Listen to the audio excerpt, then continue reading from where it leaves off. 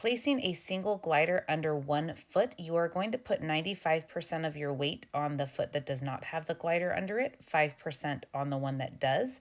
You are then going to control yourself into a lateral lunge, just letting that glider glide across the floor, and then you are going to squeeze and return to the starting position. Get the specified number of reps or amount of time on one leg before switching to the other.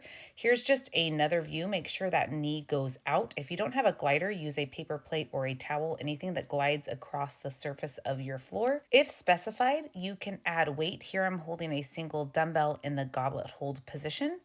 If you don't have a glider or anything that slides across the surface of your floor, you could just go into a lateral lunge. You're going to get the specified number of reps or time on one side before you switch to the other side.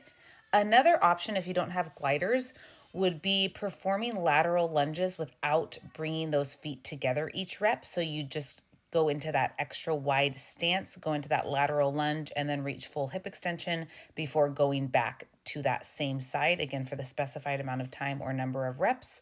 And then you would move on to the other side.